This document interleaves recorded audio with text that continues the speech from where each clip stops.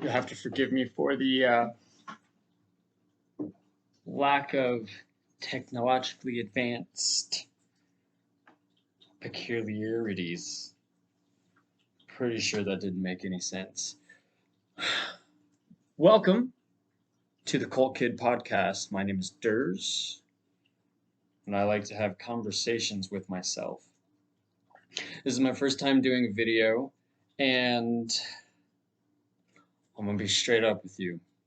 I have no idea what I'm doing, but I think it's pretty cool with the retro feel and the grainy pixelation, kind of like a 90s throwback. You know what I mean? So it's not all bad. Anyways, welcome. Do you like the intro? Yeah, it's so analog, right? If I was technologically a little bit more adept, a lot more, then, well, this might be more interesting. But here we are. So, if you've been following it all, and I know this is my first video, so if you're watching this on YouTube, uh, I've been attempting to do a podcast for about a year now. And if you've been following on the Spotify or Anchor app, I thank you. I don't actually see how you could have made it through all the way because I'm just going to be honest with you. That shit is cringeworthy. Whew, very sporadic, a little bit of anger woven in through there, and but a part of me always thinks like, oh, I should delete all the past ones and start fresh. But then there's this thought that comes into my mind where I think it's really cool to be able to see the growth and how much I've changed over the past year. Um, to be quite honest with you, I started off doing it because, to put it simply, I for the past several years, there's been a lot of struggle, a lot of ups and downs, a little bit of depression, a whole lot of anxiety, the normal shit that most people deal with within our society these days. And I found myself feeling alone a lot. I found myself not having the friends that I would normally hang out with and communicate with, and um, really really started that feeling of being alone really started getting to me, and I really missed the aspect of being able to just chill with some friends and talk out my shit. Like, this is how my day is going. This is what I've been thinking about. And, getting a little feedback and in some sense being able to work through the issues or whatever it is that was troubling me. And I and I've spent a lot of time. I have been really focused on figuring out my own mentality and psychology and figuring out the feelings inside of me and my thoughts and the whole conflagration, if that's a word, of what all that means and how to settle into who I am and accept myself for who I am. And um, it really started bothering me, and I didn't have that that avenue of expression, or I know there's a word I'm looking for, but to get it out of my system. And I went sober for a month for the first time in ever, after years of trying to go 30 days sober. I think the most I ever made it was 2 weeks, and that was always bothered me because in that context I realized that alcohol, marijuana, and these things had control over me and I didn't have control over them. Just the simple fact that I couldn't go 30 days. And so I finally, kitty cats, I finally did it and I made it 30 days. And in the span of that 30 days, I started thinking more clearly. I had ideas, and I always have ideas. Just that's what I do. I think, hence conversations with myself. And at the end of those 30 days, I really had this kind of moment where I was like, start a podcast and just talk your shit out. And it's not even for other people, even though the hope would be that, I guess at the very least it'd be entertaining. At best, maybe something I say might help somebody because I know I'm not alone. I know I'm not alone in going through what I'm going through.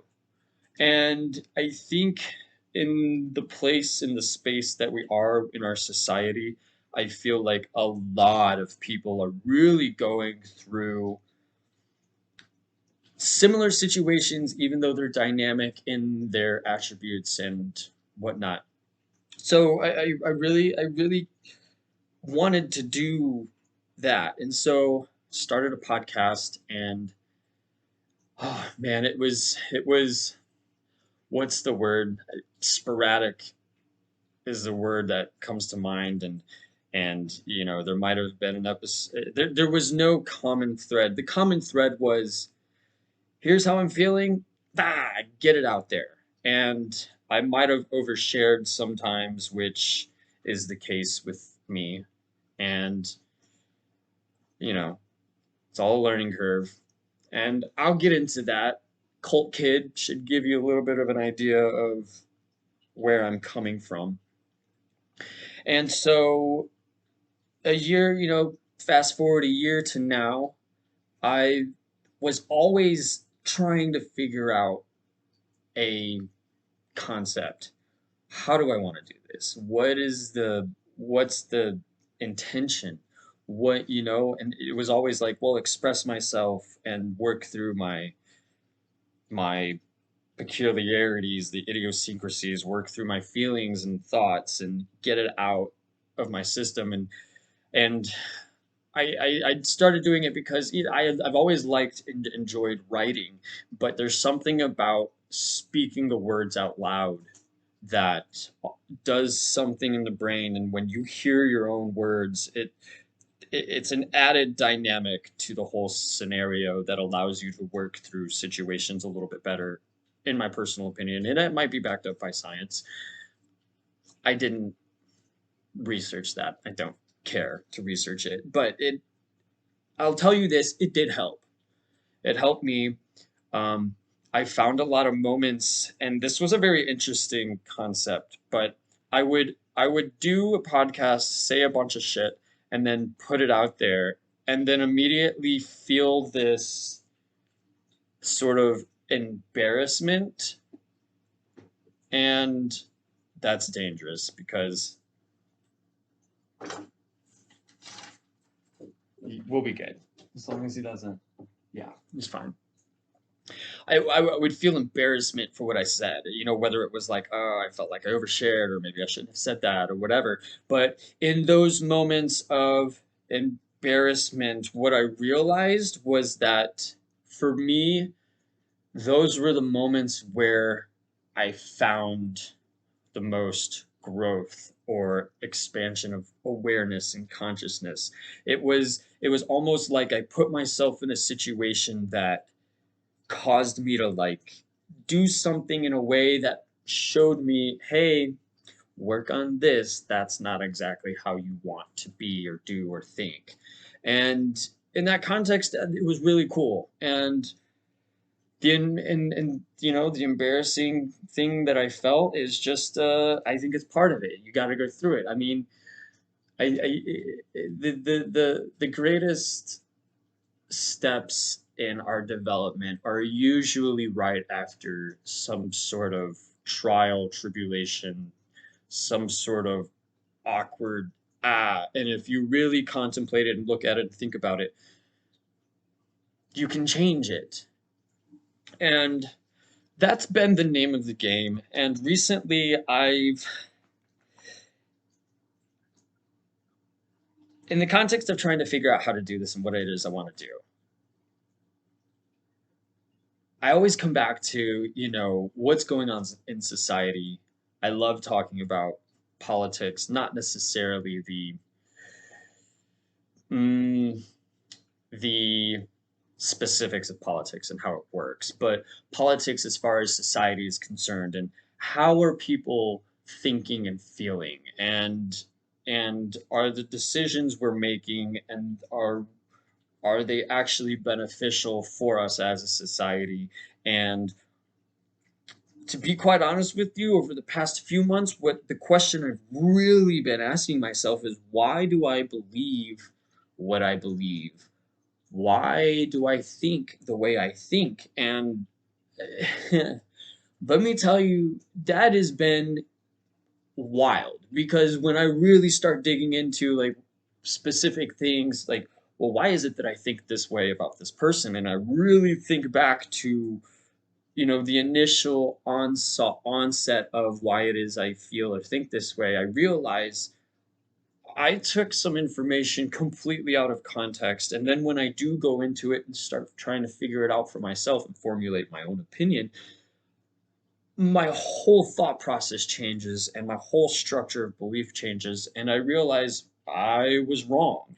And it's been really interesting, especially with what's happening now in with social media and our society and politics, and there's so much information, there's so much sensationalism, there's so much propagated rhetoric that says, here's how I want you to think, here's how you should feel, this is how it should be.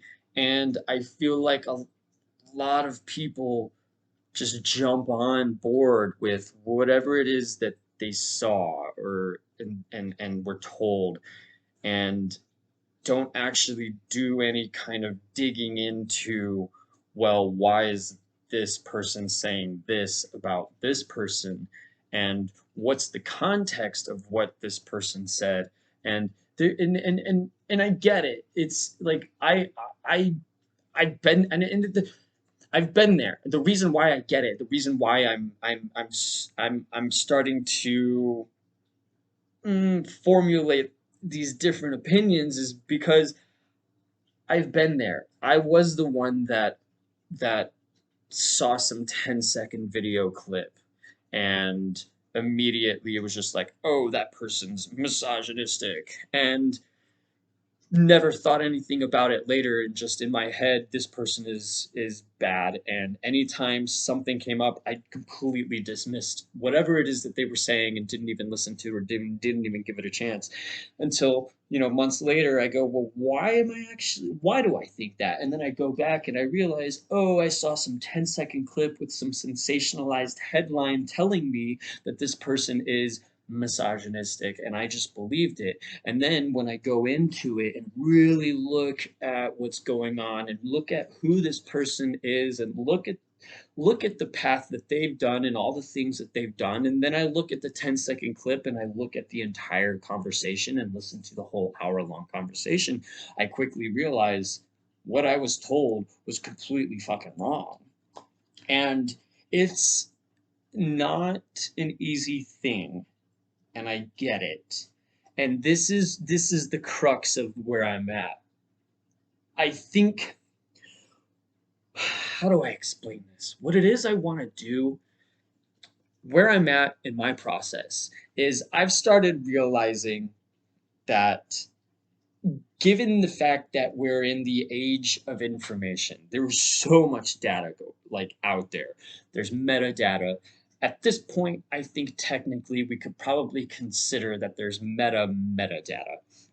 And when you have social media and algorithms catered and created to show you things that purposely make you feel a certain way, to get you to think a certain way so that you'll act and make decisions within a certain agenda, it becomes very difficult to rewind that back and systematically, really what it is break down the belief structures that have been formulated in your mind, and to take stock of the feelings you have and the thoughts you have and really evaluate them.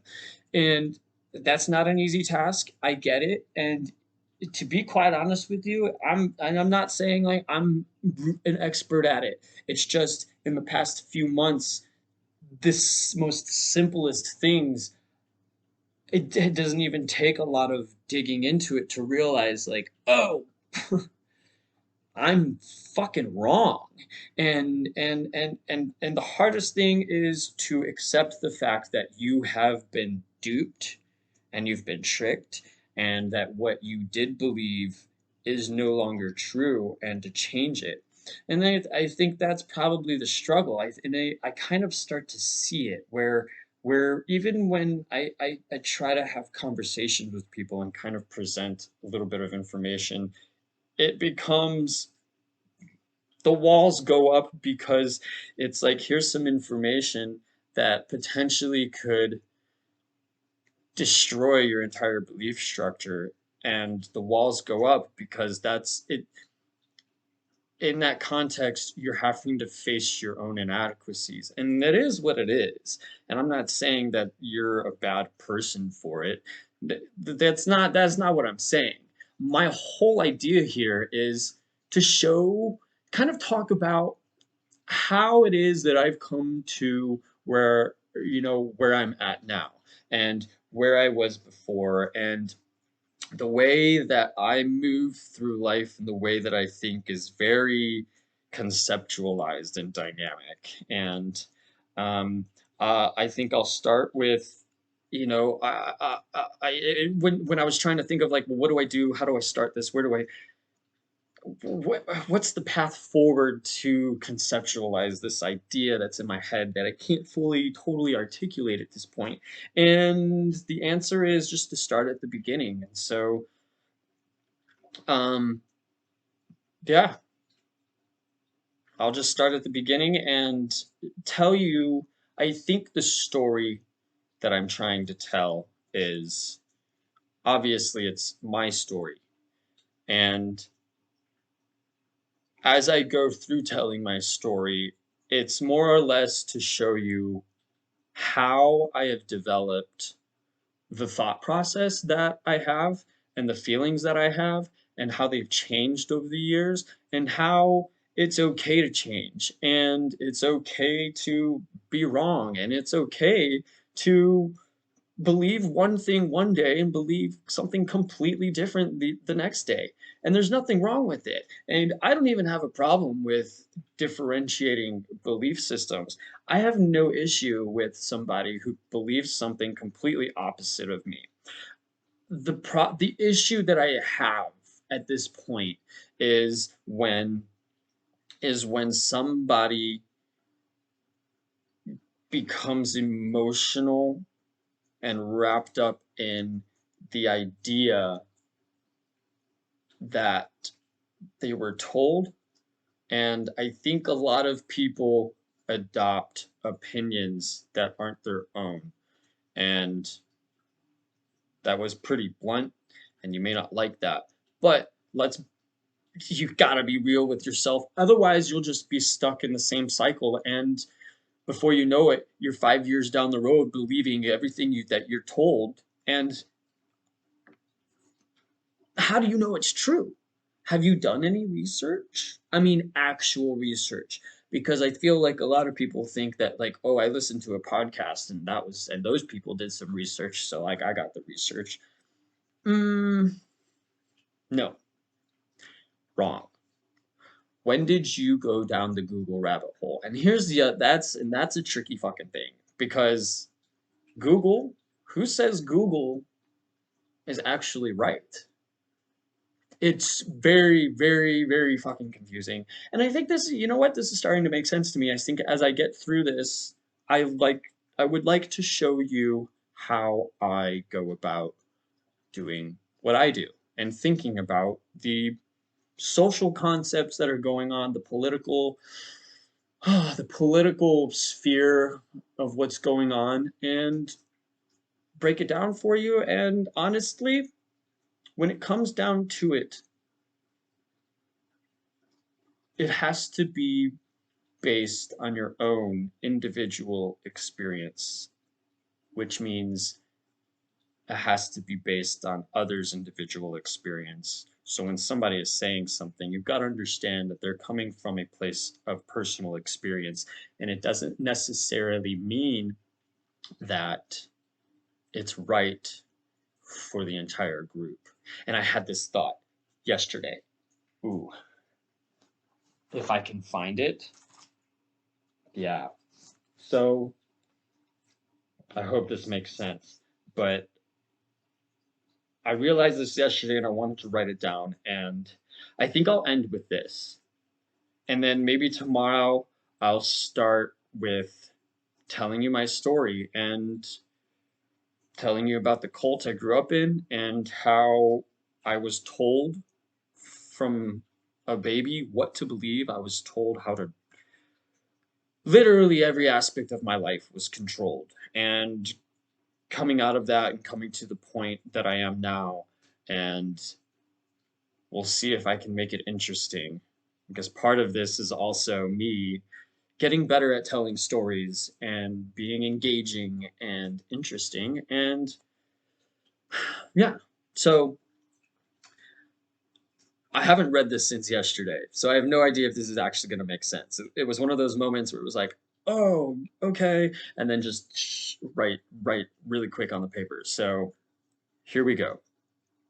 And I'm sorry for the language, but just going to read it verbatim. Don't give a fuck about what the group is saying. Society as a whole, fringe groups, media groups, social medias. That's the first point. Understand that when one person is speaking, they are speaking from their personal experience. If if they are trying to get people, a group, to follow them, it might mean that they feel inadequate about themselves, so they need people to be like them to make them feel better. If they are being personal, talking about their own experience in a way that says, this is how I did such and such, take it or leave it, know that they don't give a fuck.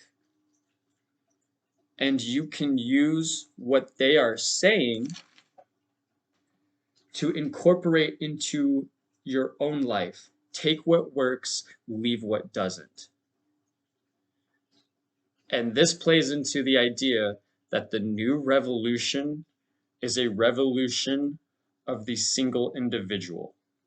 Focus on yourself. And I don't know who said it. I've heard this several times before. But the next revolution of society, of politics, of however you want to view a revolution, it's going to be a revolution of the individual. At some point, and this is where I think people don't want to hear. At some point, whether you like it or not, you're going to have to accept responsibility for whatever it is you see that you don't like. Because when you put the blame on something outside of yourself or some person outside of yourself, nothing's ever going to change. So at some point, when you accept responsibility for your own personality and what it is you don't like and what you see in the world, you quickly change the whole paradigm and you can start to work on your internal well-being, your internal reality, which, as far as the Eastern philosophy is concerned, and honestly, a misrepresentation of Western religious philosophy. But what both philosophies are really trying to say is that if you work on your inner reality determines your outer reality. So there you have it. The next revolution is a revolution of the individual. So focus on yourself and make yourself feel better. Do what it is you need to do. And I think that's another thing I've been hearing lately. But you're not going to like this. In the grand scheme of things, your feelings and your thoughts don't matter. Yes, your feelings and your thoughts are valid because you have those feelings and those thoughts. But sometimes you have to do what you don't feel like doing. And sometimes you have to change your thoughts on a matter because it's not conducive with with the goals and your orientation with what you want to do. Sometimes you got to wake up in the morning and go do the thing you don't feel like doing, even if you know what I mean. So and that's one of the things at this point, and what I'm seeing a lot is people want the world to cater to how they feel. And I'm sorry, but whoever told you life was meant to be fair, and whoever told you that your feelings were the end all be all, did you a disservice. So you want a real revolution? Focus on yourself and make yourself good. Aim at the highest good possible and do what you can right now. Accept the things you can't change and do what you can to change the things you can. Signing off. It's Colt Kid. Conversations with myself. I'm Durs, your host. Till next time, ladies and gentlemen. It's been a pleasure.